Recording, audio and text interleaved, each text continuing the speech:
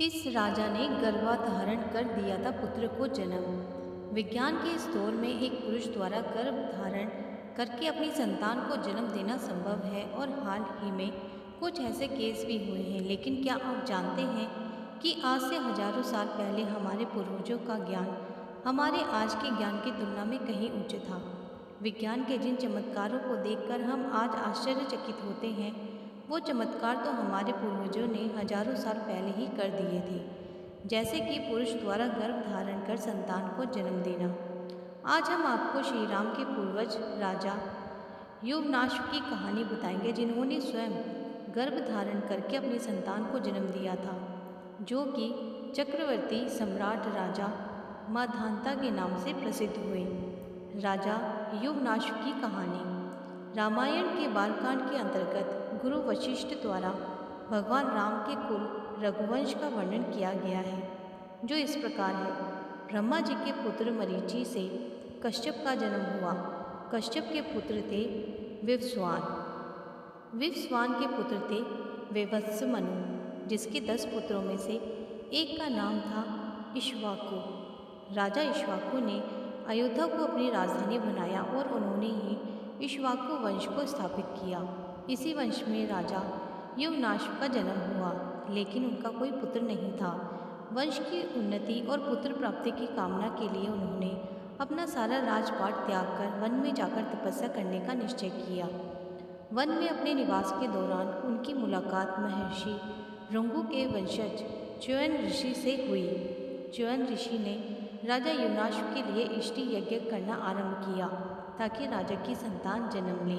यज्ञ के बाद च्यवन ऋषि ने एक मटके में अभिमंत्रित जल रखा, जिसका सेवन राजा की पत्नी को करना था, ताकि वह गर्भ धारण कर पाए। राजा युवनाश की संतानोत्पत्ति के उद्देश्य से हुए यज्ञ में कई ऋषि मुनियों ने भाग लिया और यज्ञ के बाद सभी जन थकान की वजह से गहरी नींद में सो गए। रात्रि के समय जब राजा युवनाश की नींद खुली तो उन्हें भयंकर प्यास लगी। युवनाश ने पानी के लिए बहुत आवाज़ लगाई, लेकिन थकान की वजह से गहरी नींद में सोने की वजह से किसी ने राजा की आवाज़ नहीं सुनी। ऐसे में राजा स्वयं उठे और पानी की तलाश करने लगे। राजा युवनाश को वह कलश दिखाई दिया जिसमें अभिमंत्रित जल था। इस बात से बेखबर कि वह जल किस उद्देश्य के लिए है, राजा ने प्यास की वजह से सारा पानी पी लिया।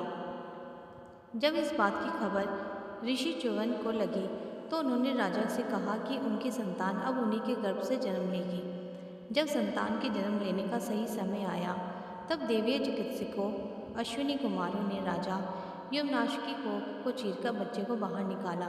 बच्चे के जन्म के बाद यह समस्या उत्पन्न हुई कि बच्चा अपनी भूख कैसे मिटाएगा।